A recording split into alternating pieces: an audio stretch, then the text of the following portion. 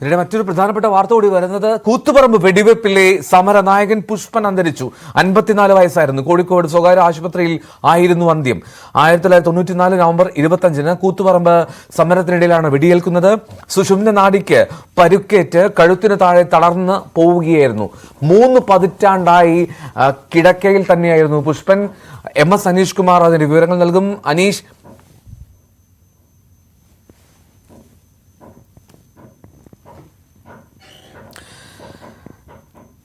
Communist പാർട്ടിയെ സംബന്ധിച്ച് അവരുടെ ഏറ്റവും ജീവിക്കുന്ന ഒരു രക്തസാക്ഷിയായിരുന്നു പുഷ്പൻ.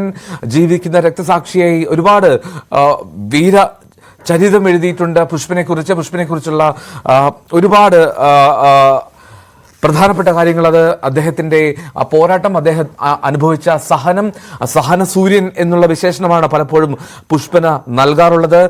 പുഷ്പന്റെ വിയോഗം, അത് അദ്ദേഹത്തിന്റെ മരണം ഉറപ്പായും കമ്മ്യൂണിസ്റ്റ് പാർട്ടിയെ സംബന്ധിച്ച്, CPM സംബന്ധിച്ച് വലിയ ദുഃഖത്തിലാകുന്ന കാര്യമാണെന്നത് സംശയമില്ല.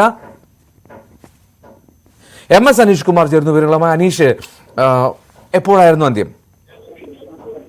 ഏതാണ്ട് 1 മണിക്കൂർ മുമ്പാണ് ഔദ്യോഗികമായി ഈ മരണം സ്ഥിരീകരിച്ചത്. കഴിഞ്ഞ ഏതാനും ദിവസങ്ങളായി തന്നെ അതീവ ഗുരുതരമായ അവസ്ഥയിൽ ആശുപത്രിയിൽ ചികിത്സയിൽ കഴിയുകയായിരുന്നു.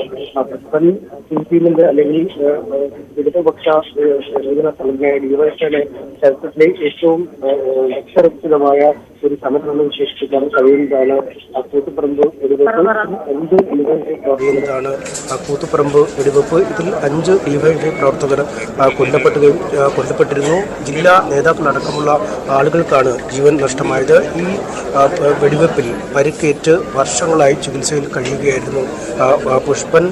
ജീവിച്ചിരിക്കുന്ന രക്തസാക്ഷി എന്ന രീതിയിൽ തന്നെയാണ് പുഷ്പനെ ഇടത് ചരിത്രം അല്ലെങ്കിൽ CPM ചരിത്രം എപ്പോഴും ഓർക്കുന്നത്. അങ്ങേയറ്റം ഗുരുതരമായ രോഗാവസ്ഥകളിലൂടെ കടന്നു പോയിക്കൊണ്ടിരിക്കുന്ന ആളായിരുന്നു പുഷ്പൻ. സുഷുമ്ന നാഡിക്കാണ് അദ്ദേഹത്തിന് വെടിയേറ്റത്. നിവർന്നിരിക്കാൻ പോലും ആവാതെ അങ്ങേറ്റം മോശമായ ആരോഗ്യസ്ഥിതിയിൽ തന്നെയാണ് അദ്ദേഹം ഓരോ തവണയും കടന്നു പോയിക്കൊണ്ടിരിക്കുന്നത്. ഈ സ്വകാര്യ വിദ്യാഭ്യാസത്തിനെതിരെ അല്ലെങ്കിൽ സ്വാശ്രയ വിദ്യാഭ്യാസത്തിനെതിരായി ഉയർന്നു ഏറ്റവും വലിയ പ്രക്ഷോഭങ്ങളിലൊന്നായിരുന്നു കൂത്തുപറമ്പ് പോരുന്നുണ്ട്.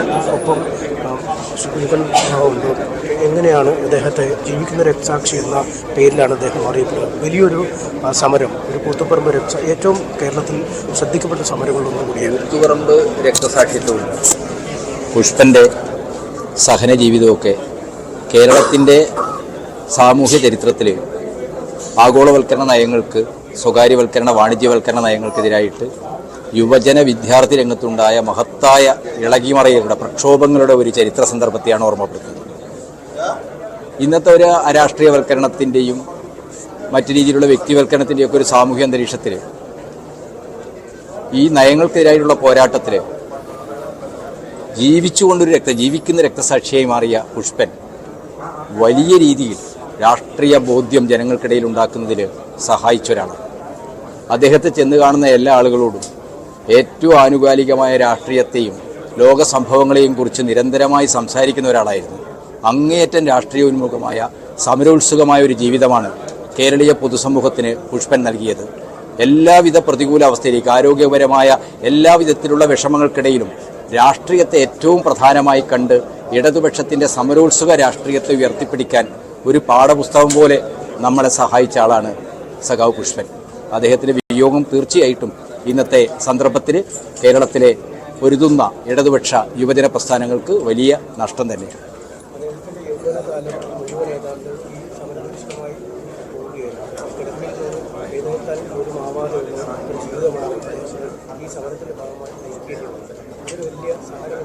തീർച്ചയായിട്ടും സ്വന്തം ജീവിതം കൊണ്ട്, അതെത്ര സഹനപൂർണമായിട്ടും ജീവിതം കൊണ്ട് പോരാട്ടത്തിൻ്റെ മുഖത്തുനിന്ന് പിന്മടങ്ങാൻ പാടില്ല എന്ന് സാമൂഹ്യമായ താല്പര്യങ്ങൾക്കും ലക്ഷ്യങ്ങൾക്കും അതിനെതിരായി നിൽക്കുന്ന നയങ്ങൾക്കുമെതിരായിട്ടുള്ള പോരാട്ടം പരമപ്രധാനമാണെന്ന് പഠിപ്പിച്ച ഒരു ജീവിതമാണ് അദ്ദേഹത്തിൻ്റെ ജീവിതം.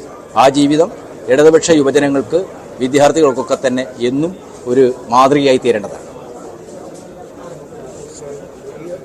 ചരിത്രമാണ് ആ സമരത്തിലൂടെ രേഖപ്പെടുത്തപ്പെട്ടത്. കേരളത്തിൻ്റെ സമര ചരിത്രത്തിൽ